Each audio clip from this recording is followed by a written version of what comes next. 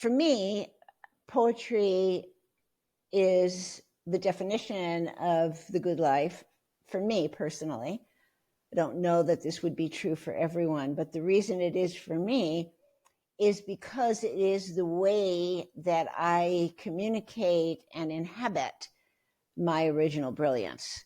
So I believe that everyone has original brilliance. That's a poetic distillation of what all my research as a neuroscientist and an embryologist has led to, is my belief, but it's also my scientific discovery from an embryological standpoint, that each one of us has a unique original brilliance.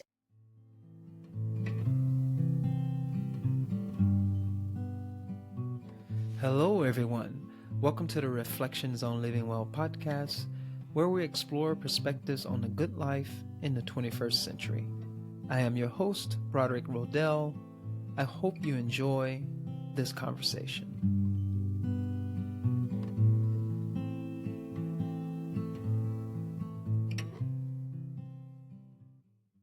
Hello, everyone.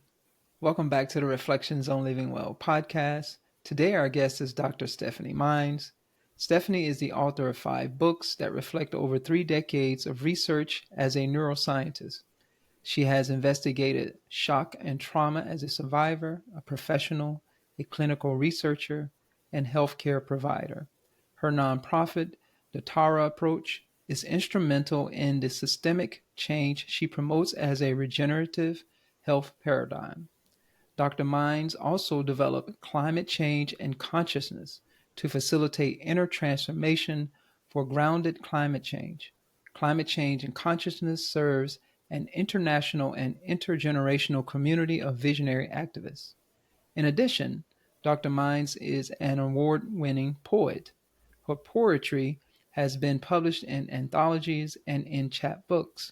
Dr. Mines' latest books are The Secret of Resilience, Healing Personal and Planetary Trauma Through Morphogenesis, and The Great Physician, Medicinal Poetry for the Anthropocene.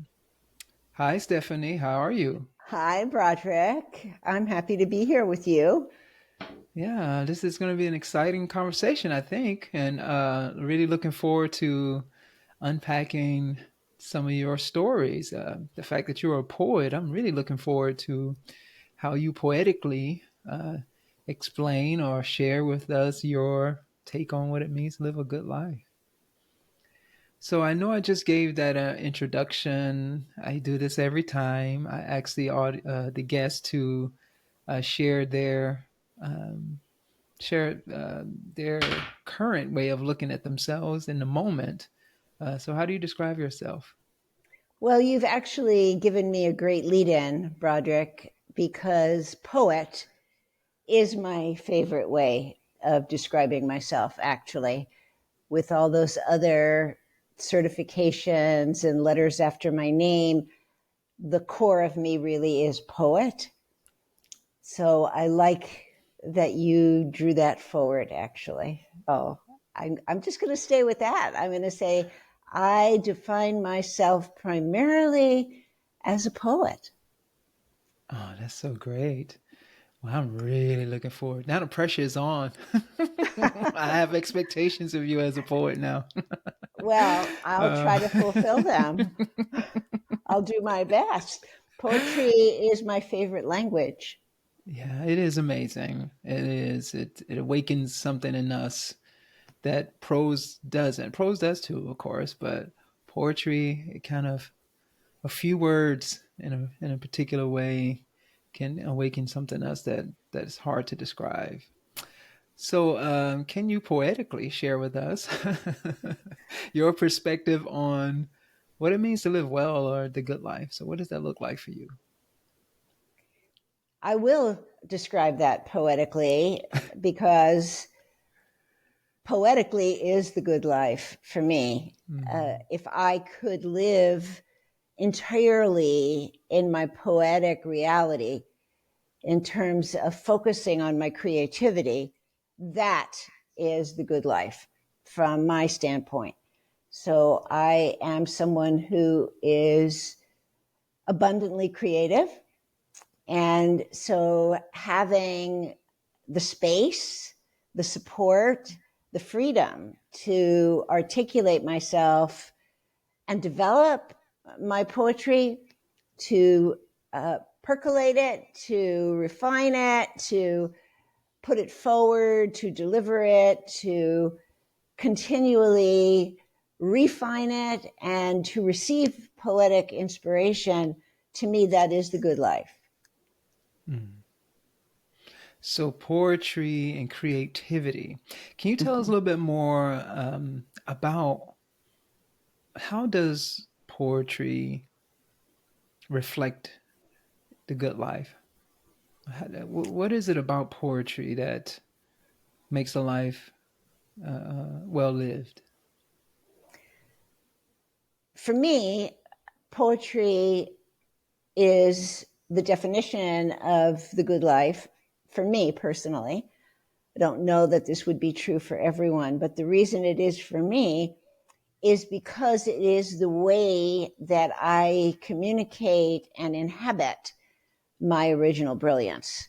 So I believe that everyone has original brilliance. That's a poetic distillation of what all my research as a neuroscientist and an embryologist has led to, is my belief, but it's also my scientific discovery from an embryological standpoint, that each one of us has a unique original brilliance. And I cannot tell you what yours is, but I know what mine is, for which I'm very grateful. And poetry really delivers my original brilliance the best. There are other art forms that I have also enjoyed. A movement is one of them, but poetry really tops them all, as it summarizes the way that my original brilliance, I sometimes call it embryonic intelligence, communicates the most effectively and the most thoroughly. Mm-hmm. Awesome. So how does that show up in what can I take from your uh, poetic way of seeing the good life? What can I learn? What can you tell me about that? So being a poet and being able to express myself as a poet is the good life for me, because it is my comprehensive statement of belonging, Mm. to this earth, to this time, to these peoples. And I do mean all peoples. That's a strong theme for me. The theme of unity, of human unity, that all peoples are united, and that all peoples have original brilliance, and all peoples want to express, communicate, and live within that original brilliance. So in claiming and stating and demonstrating that original brilliance exists, that it's a birthright, I am thereby stating this unanimity that I have with all peoples everywhere. So poetry arrives for me in a way that is very palpable and mysterious at the same time. So it's tricky to describe this, but I will do my best. I live with it, and I'm a writer, so it's my responsibility to describe it. But I will say that poems arrive in me. So to me, that is a somatic experience. Poems, language, percolate up from within my body, from within my skin, my blood, my bones, my nervous system, my brain. It's comprehensive. It can't be traced, to a part of the brain. Of course, I'm a neuroscientist, so I've studied all the parts of the brain, and have sought out if there is a place from which poetry might arrive, and there isn't, because it's everywhere. It is from the very cells of my body.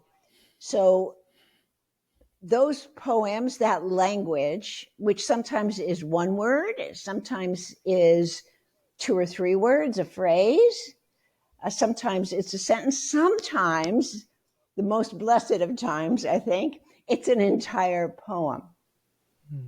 And that has happened to me. I would say that's more rare, where an entire poem arrives fully formed, and all I do is write it down. So those are really special moments. Usually it is a phrase, or it could be a title, or it could be a piece of a poem. And I must write it down or record it in some way. I must. It is there pervasively in my awareness. So I can't wash the dishes. I can't talk to my husband. I can't answer an email. I can't do anything until I record or document whatever that is, that statement or phrase. Certainly, if it's an entire poem, I am just going to push everything else aside and write it down.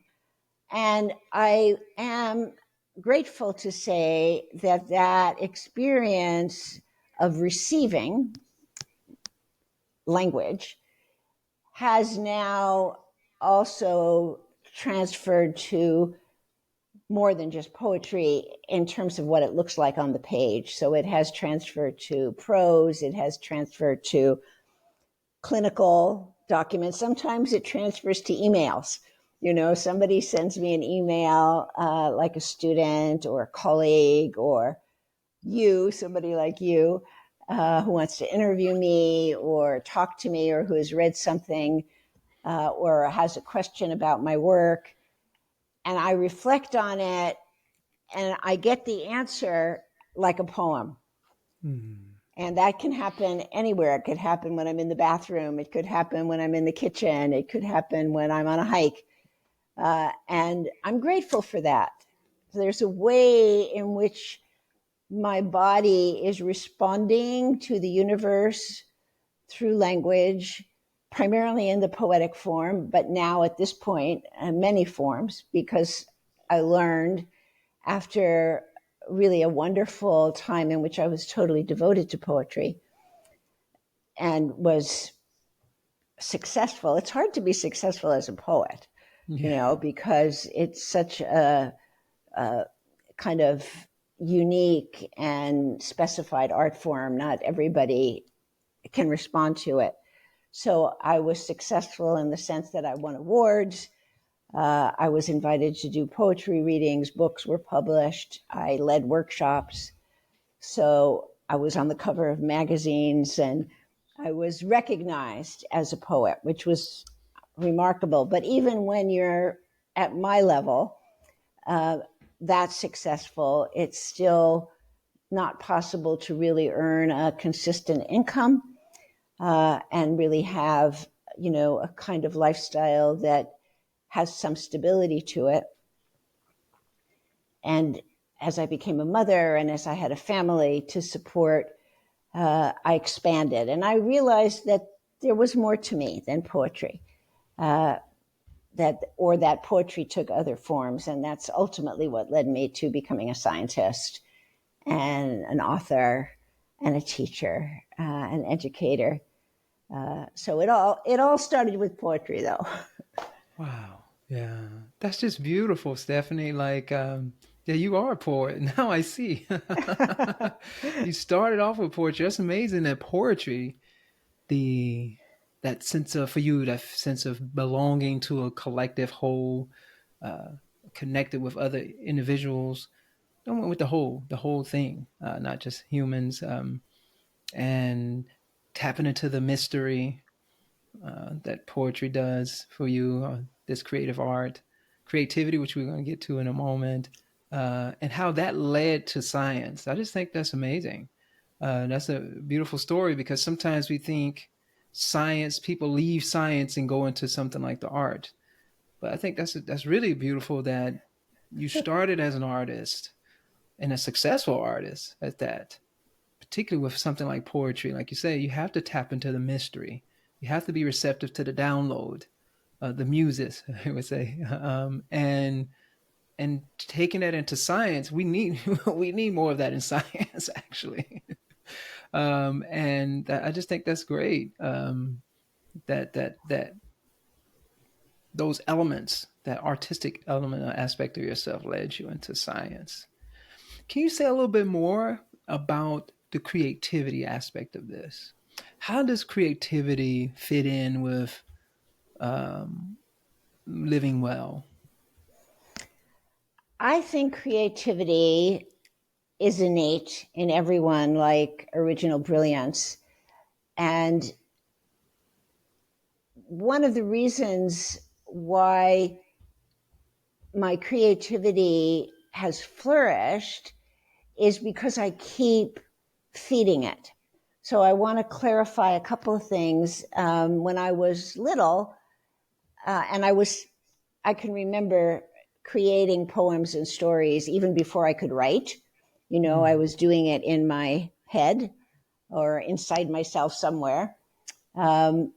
And I have distinct memories of that. But the home environment that I was in was not receptive to that imaginary world. And I think a lot of kids have this experience where they might have imaginary friends, they might have a relationship with a tree or a plant or a butterfly or the sunshine or an animal, and they start talking about how real that is for them, and they start communicating, let's say, with that tree or that animal. And mostly parents begin to worry about that. I know there are many that wouldn't, but I'd say because of other aspects of culture, parents, particularly in the Western world, which is an infectious world, the Western world permeates all the other wonderful cultures that exist. Parents tend to discourage it, or they might encourage it in a sort of patronizing way. They think it is, and imagination to me is part and parcel of creativity, but imaginary to a parent might mean not real. Whereas from my standpoint, imagination is real. There's nothing that distinguishes an imaginary friend from a real friend. But you do have to know that one is on the invisible plane and the other is on the visible plane. You have to have that capacity to distinguish the two. But if you have that capacity, the imaginary friend is as real and as influential as the friend whose hand you can hold in the room. But most parents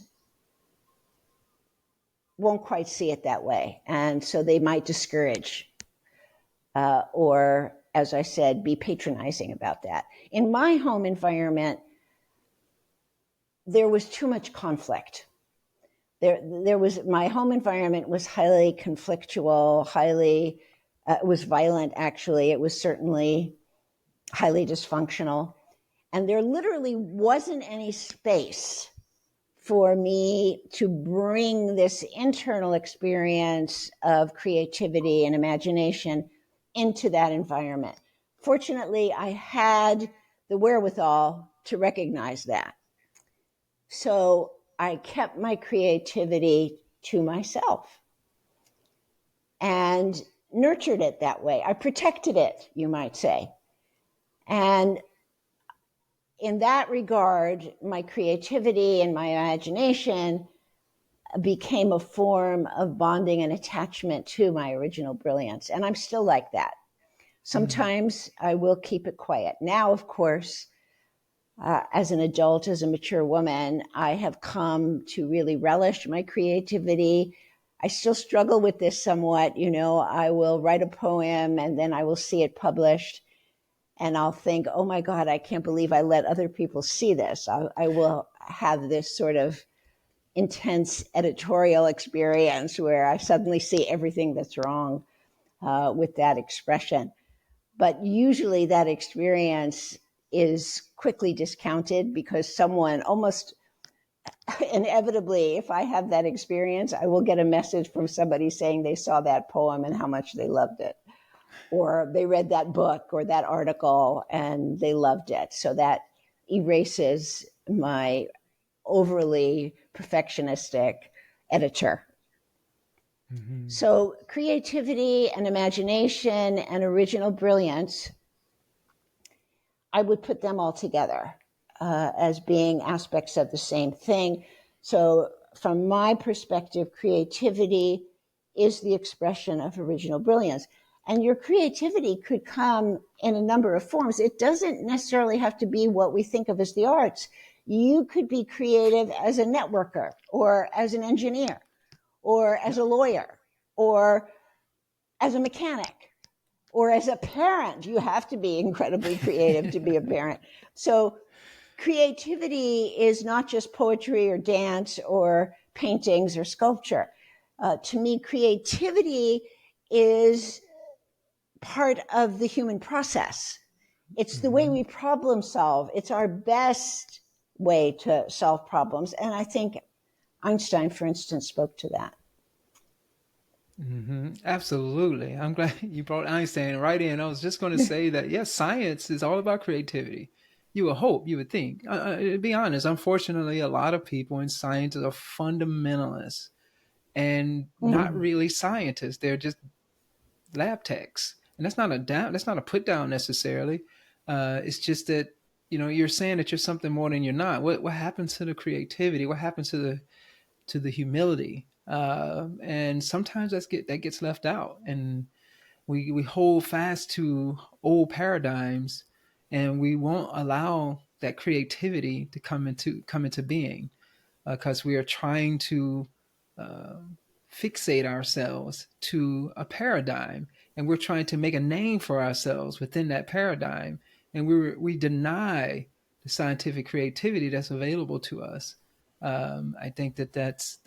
I'm glad you brought Einstein into this, because that's basically what he did. These are thought experiments. It was all abstract. It was imaginary. It wasn't real. And he created these quote unquote real, what people suggest is not real. And I'm with you on that. That the things that we imagine is real too.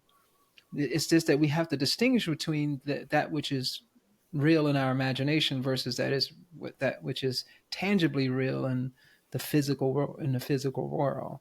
And sometimes that gets left out. And I like how you brought the imagination, creativity, and this original brilliance all together, because you're right. I resonate with what you're saying, that that we all have it. We all have this potential for creativity, and it's going to reveal itself in each one of us very different. I mean, I'll give an example of something that someone probably not thinking of in this moment, but I give an example of financial instruments, for instance, whether you like them or not. But these financial instruments are very creative in the world of finance. Come up with these very creative, strange ways of making money. That's a form of engaging in creativity. Now, some of you may not like it. There's some good reason. Not all things that are creative is necessarily good. But I'm trying to state that this creativity is a part of who we are as human beings. That's how we evolve. That's how we develop, is through creativity. And I would suggest that it's all art, through art, be it an engineer, a hard scientist, or someone who's in finance with these weird financial instruments, or someone who's a dancer or a poet. I think this Absolutely. creativity is central to who we are as a person, and like you're saying, it's so important for us to tap into that original brilliance. Uh, I think our young people, for instance, are astoundingly creative with software, with their devices. mhm. And even though in many cases it looks like a disconnect because they're on their devices instead of being in contact with other people. But frequently, and I think this is overlooked, they're being creative on those devices. They're being creative in terms of their communication, and they're being creative with how they use those their devices, and they're also being creative with their understanding of how this technology works. And I would really like to harness that rather than constantly correcting or reprimanding or poo-pooing the use of these devices, because they are here to stay. And I use them myself. I don't have the alacrity that my grandchildren have. And I'm so impressed with the alacrity that they have. And I think they're entranced with those devices because the devices themselves are creative. And I think that if we celebrate the creativity in them, then there's more alignment and more unity and not so much polarization about, as you are saying, where creativity is and where it isn't. Beautiful. So, how do we translate? So, I like that. So, these instruments are here to stay, and these younger folks are much more effective at using them than I am. I'm kind of averse to a lot of it, even though I feel like I have to use it. But how do we translate this use of creativity towards the good? How do we harness that, as you say? How do we harness our creativity towards positivity in the world? You're speaking really to climate change and consciousness, which is a global organization that I created. And the byline, you might say, of this organization is visionary intelligence for people who feel they are voices for our living earth. So I feel that creativity is really the way that we problem solve these really profound and daunting existential challenges that we're facing every single day. And people often run away from them or try to deny them or make judgments about them. They can only be solved this way. They can only be solved that way. Rather than inviting creativity along with science. So I happen to be married to an environmental attorney and environmentalist who is very much about carbon issues and fossil fuels and constantly looking at the data. And I don't mean to in any way put that down at all. That data has to be faced squarely. But data isn't everything. And that's a kind of a interesting conversation that we frequently have that. And he's very creative as an attorney, and he's very creative with this data. He's creative with problem solving it, and creative with how to educate other people about how you address these issues, given the data. And the data is really daunting, as you know. And I respect that. And I use those solutions actively. I follow those protocols. So I do my best to have a very low carbon footprint and to respect what the data is telling us. But I also believe that there are other visionary, creative approaches to solving these dilemmas. And for me, as the poet who I am, that creative approach has to do with human transformation. So, and the data is against me. In the case of how I am an activist in an environment of existential crisis, the data is against me because I believe that humans can evolve their consciousness and do the right thing. And that right thing, of course, is less consumerism, less use of carbon, keeping the fossil fuels in the ground where they belong, growing our own food, all of those things. I believe that humans can come to that. And the data is completely against me because it's not happening. Mm-hmm. But I don't stop believing in human transformation. So it makes no sense from a rational standpoint, but it makes sense from my poetic standpoint because that's the download that I get. Mm-hmm. And that download doesn't feel like it's coming from some, mysterious other planet or something. It feels like it's coming right out of my body. That's where it lands. That's where it expresses itself. So it's not like something out there is telling me this or it's being channeled into me. No, not at all. It's coming from me. So the only evidence I have that I should continue to do this is that. Mm-hmm. There's no data to support me. So here in my household, we have these two ways of problem solving. And actually, now that I'm saying this, neither of us are getting anywhere. So, there's as much irrationality, I hope he can hear this, in my husband pursuing his line of reasoning as there is in me pursuing mine, because neither of us is getting anywhere. And I think both of us, quite honestly, I think both of us are equally driven by internal awareness.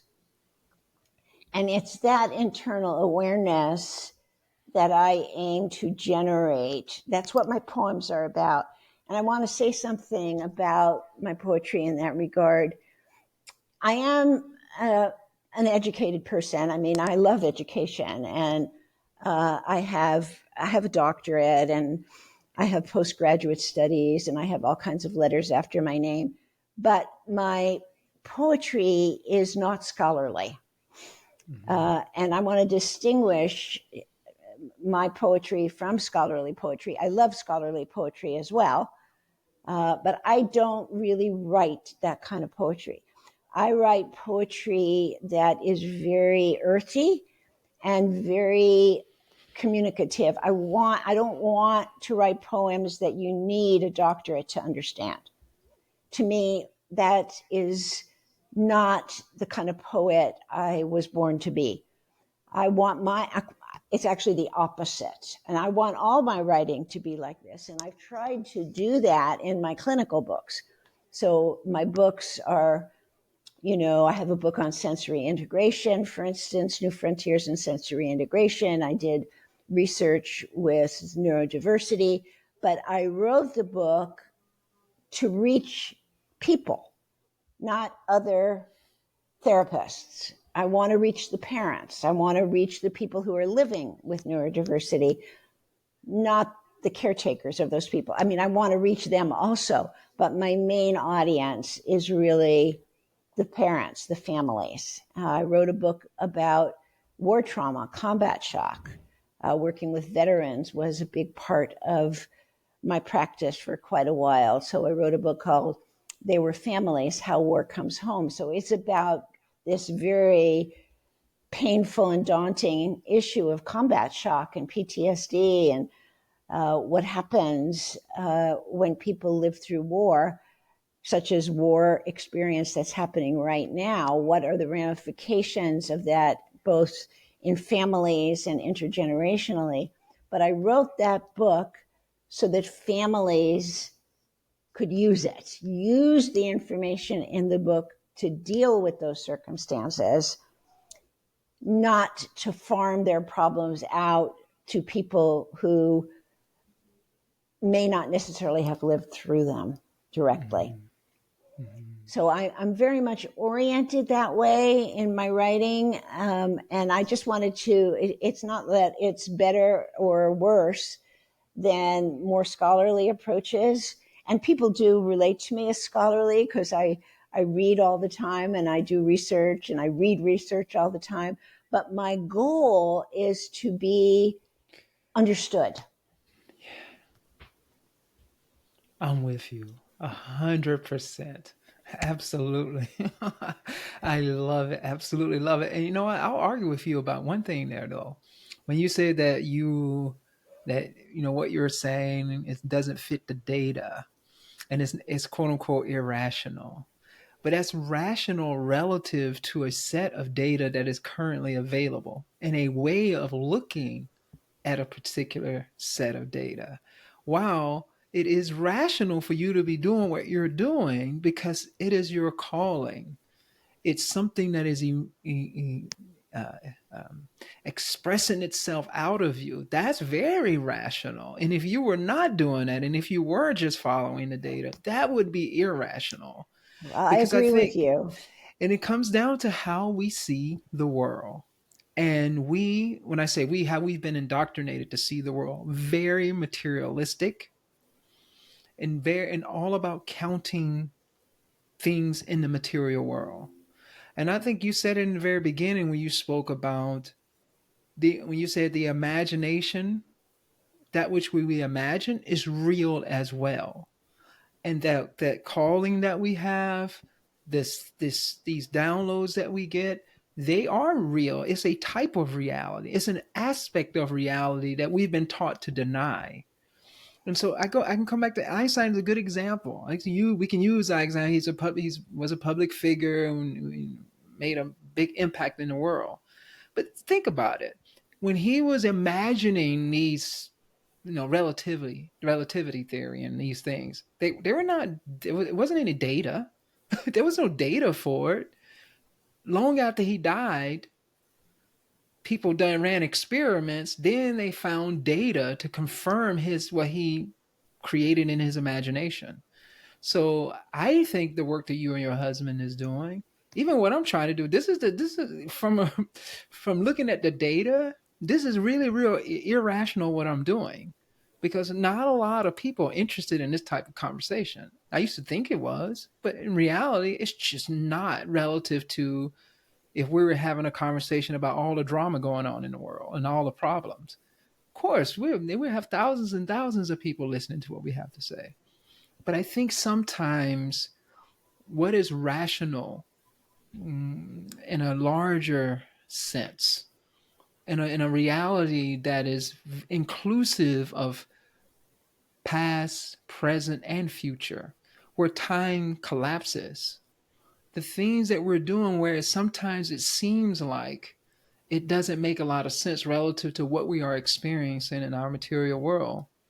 I just think it's our duty to do those types of things. It's your duty to write your poetry. It's your duty to convey to people in a poetic manner so that they can understand.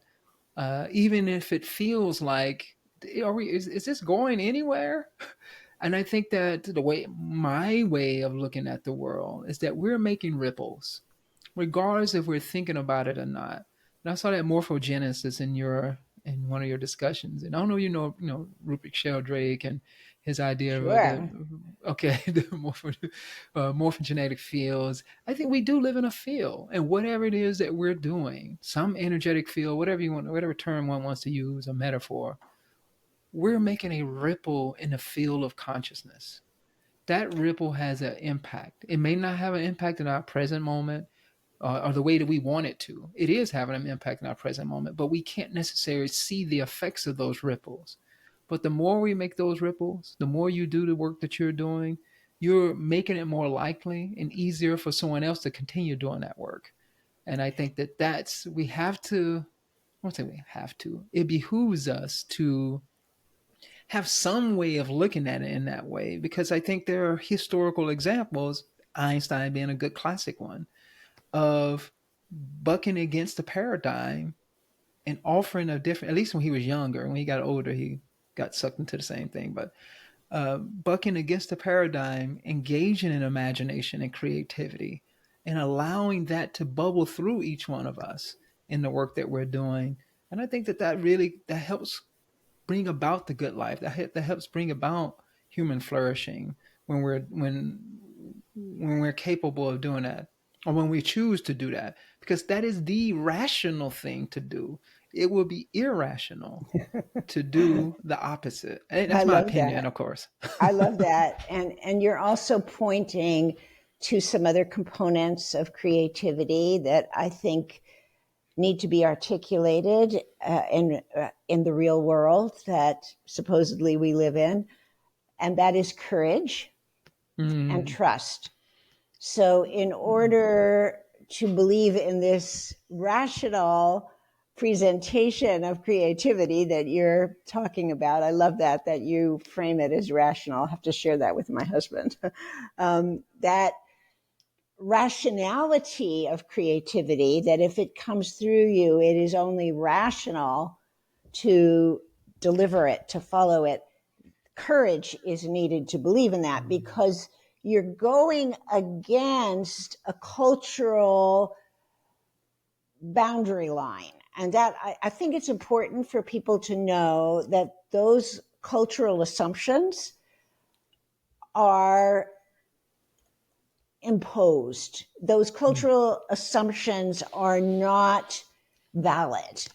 They've been imposed for political reasons, for reasons of power, for reasons of any number of factors that make them appear to be true when they're not true.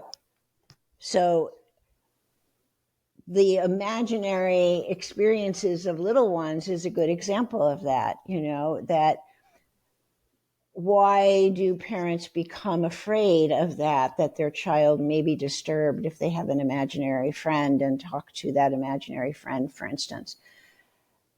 I think it's because parents have been enculturated to be afraid, not even that they are actually afraid. And I work with families. I mean, I'm a trauma specialist. I did research with neurodiversity in which this was actually an issue. And, I know I had very strong, internalized, poetic experiences as a child. And the truth of the matter is that saved me in a violent home. So what was happening within the home, which was real and was dangerous and was violent and was punitive, I was able to thrive as a creative, intelligent person because of my inner creative world. That was actually what I bonded and attached to, and it was really smart.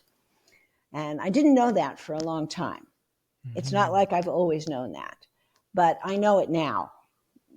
And knowing it now and reflecting on that and seeing how that inner creativity, that poetic sensibility that is my original brilliance, has sustained me through many, many life challenges, makes me confident and courageous now. And that's what I want to transmit to people.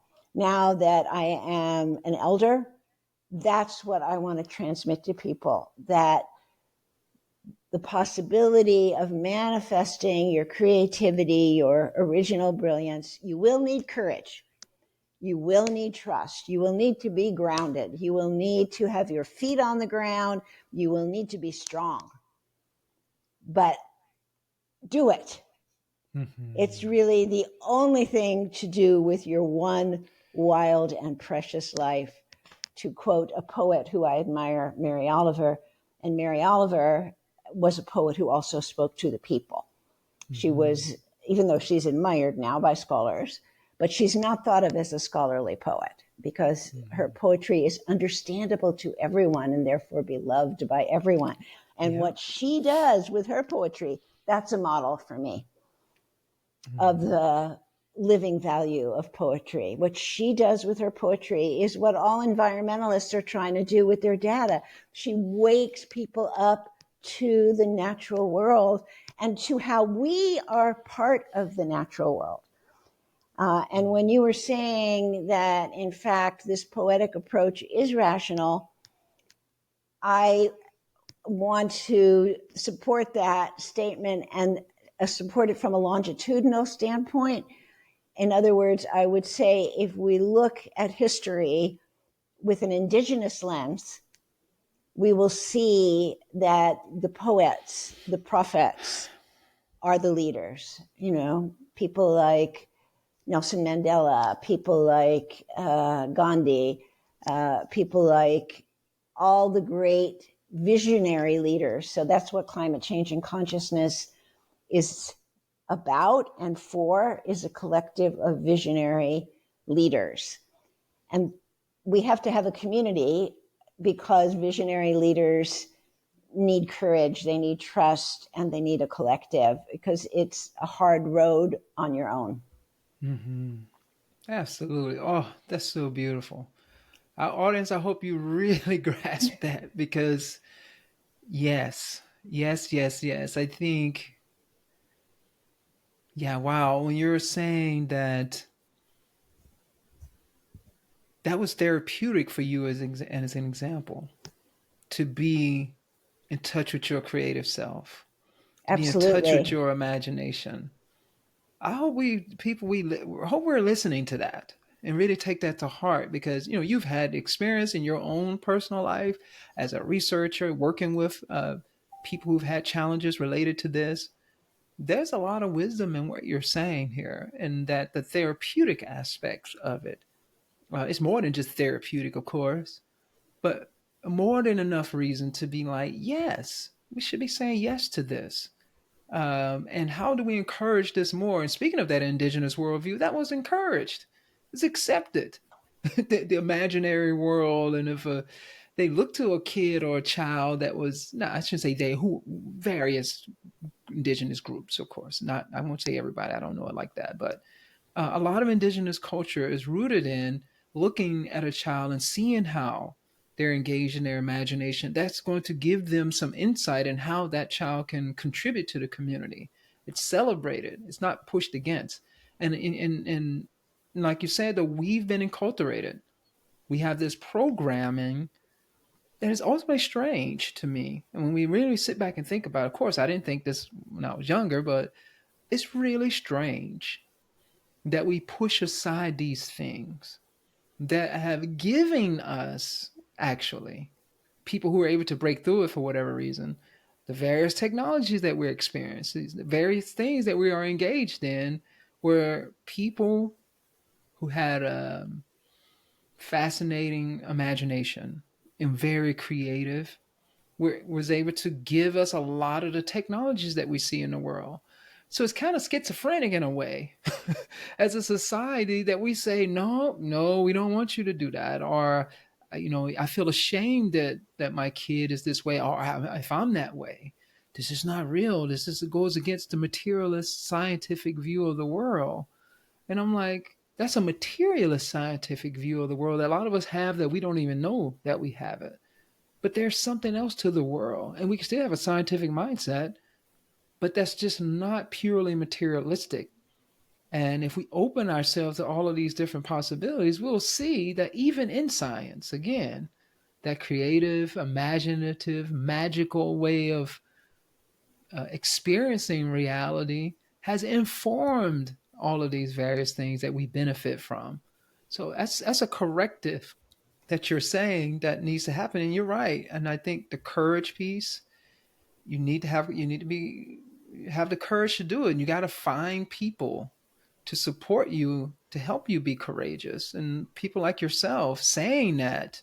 That's why I'm saying this now, is to reiterate what you just said and how important that is, and that there are allies out there to support people that has a creative imagination, to not be afraid of it. Take those courageous steps to go against the grain. That's, if when you really think about it, doesn't make a whole lot of sense, in terms of relative to the whole beyond our scientific, materialistic, Judeo-Christian restricted view of the world. And all those intertwine, even though they fight each other, science and religion. But our worldview has been shaped by those ideas, and those ideas They don't have to, but it appears the way that they are constructed in our current culture, it can be a mainstream culture route. It can be very restrictive and limiting on bringing to life the beauty and the wonder that is encapsulated in the human imagination.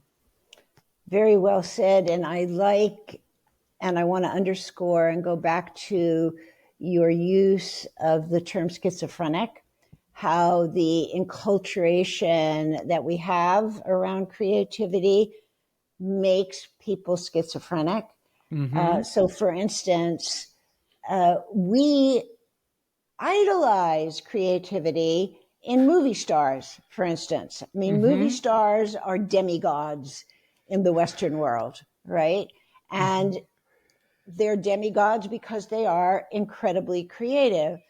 But it establishes a schizophrenic lifestyle where you can admire and bow at the feet of a very creative movie star. But dare you believe that you have that same creativity within you? No, that's forbidden. Yeah. So you've Wow. got to look a certain way. You have to dress a certain way. And to look a certain way and dress a certain way, you have to have an enormous amount of money. And if you can show up looking rich and perfect, then your creativity can be celebrated.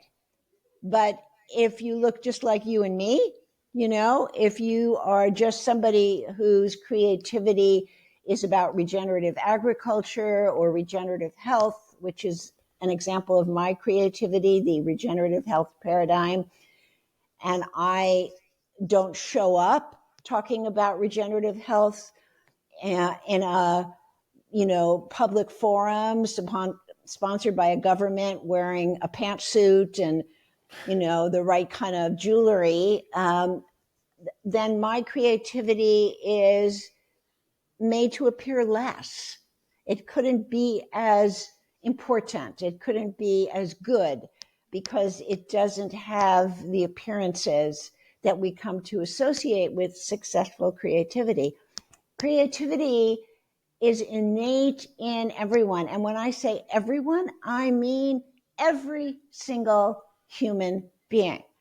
And the challenge is to bring it forward and to honor it and to respect it. That's what I put forward as parenting advice. It's what I was hoping to do. And now my children are all grown, even my grandchildren, but my intention with them when I could be more of an influence than I am now was to encourage creativity.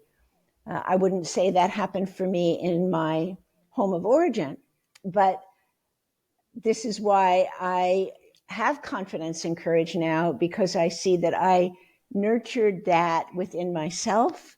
And I want to share that with other people who might be in similar circumstances, that your creativity is a way out of those difficulties, but you have to recognize it. You have to recognize and value your own creativity. And that often requires courage. And I'm even Mm-hmm. amazed that I'm saying these things now, because I don't think I realized this like when I was a teenager. I certainly didn't realize it. And even when I was a young mother, I don't think I realized it. But with every year of my life, I would say I realize it more and more and more. Mm. So beautiful. This is why I love having these conversations with. Now you said it, so I'm with the elders because of what you just said.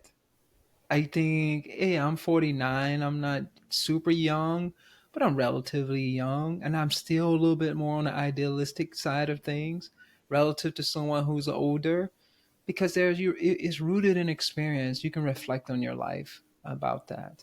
So, how do we, before we close, how do we? You said something I think is really important, and this may be hard because you did mention courage, and we need to be courageous to bring about our creativity and trust it. And you just said we have to recognize it. How do we recognize it? What could you say to us about what we can do to recognize that creative aspect of ourselves? That is a great question, Broderick, and I am actually not sure I'm going to be able to answer you. It is a fantastic question, and I don't think I've actually considered that question. And the only thing I can do in response is reflect on, okay, I'm getting an answer. Now I think I'm getting it here. So the answer to the question is we recognize it by the way it makes us feel.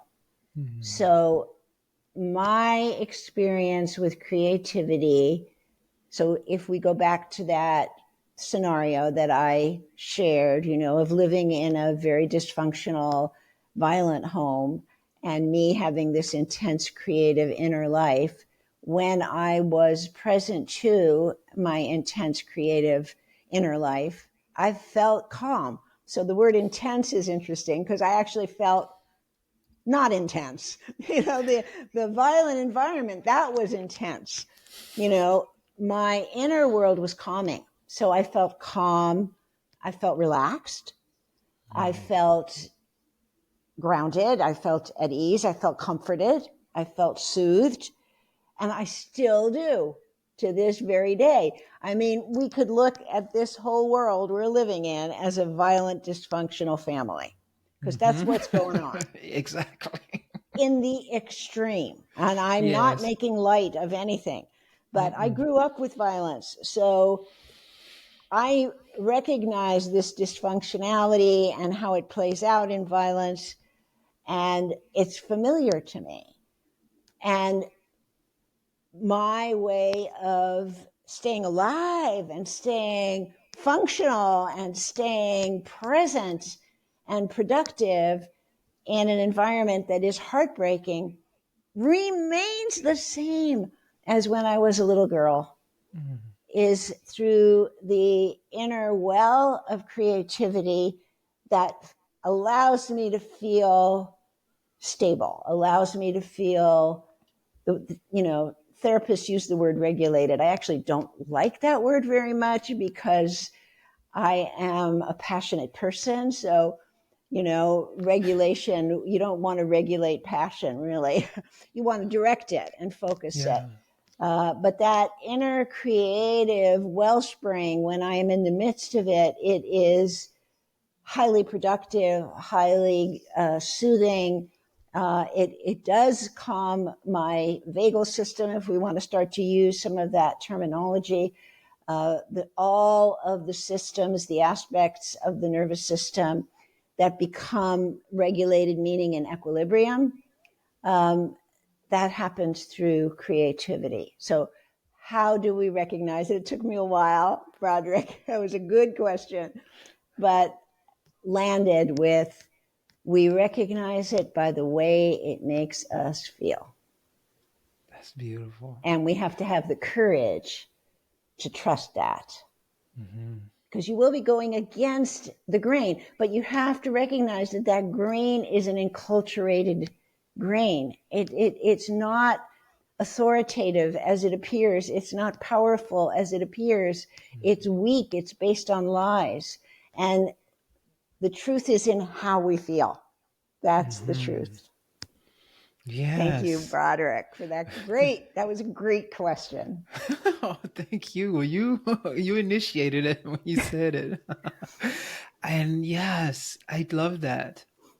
It comes back to that, doesn't it? Tap into our feelings and learn how to trust, have the courage to trust. I guess that's a part of practicing trust. Practicing courage is tapping into our feeling. This feels right. Let me explore this. This feels good. I get. Does the word flow resonate with you? Yes. Yeah. Definitely. Yeah. This feels like flow. That's beautiful. Cool. When it flows, that's how we recognize it. Beautiful. Yeah. And so learning how to trust that and having the courage to do so is Yeah, you got to find a community of people to support you in that. And I think what you just said in this, you just did in this podcast is why I'm doing this. Um, I think you shined a light on creativity in a way that we had no expectation of what this conversation was going to be like, right? And the creativity, the poetry, I think that is so important. And you brought it to life in this conversation in a way that I've benefited tremendously from it. And I hope the audience has really encouraged all of us to hear and take serious what you just um, transmitted in this conversation, because you as an elder reminding us, you all stay steadfast, Mm. trust that, trust in your creativity. It's that important. I've lived a long life and I can tell you from my experience, it's that important. It's more important than you may possibly think it is. And be courageous as you move against the tide that we've been conditioned to believe is the ultimate truth of reality when it's not. So this is great, Stephanie. Absolutely loved it. And is there any final thoughts that you would like to leave with the audience? Anything you would like to share? Anything? Well, I think what you're doing here with your podcast, Broderick, are creative conversations that are an investment in the future of humanity. And I want to encourage you to get the word out that it's possible for human beings to have conversations like this, because what really started to happen as we proceeded was that we were exchanging. It was like jazz improvisation, that we were really able to nurture the creativity of each other. And we were listening really deeply to one another and responding with that attentive passion that has a commitment to the future of humanity, even when there's so much evidence that people are not respecting their original brilliance, but we don't give up. And then we model it in these creative conversations. So I am honored and pleased to be a part of this communication. And I thank you for inviting me. Thank you so much, Stephanie. Just lovely to meet you and have this conversation, and looking forward to many more in the future. Me too. Me too. Thank you.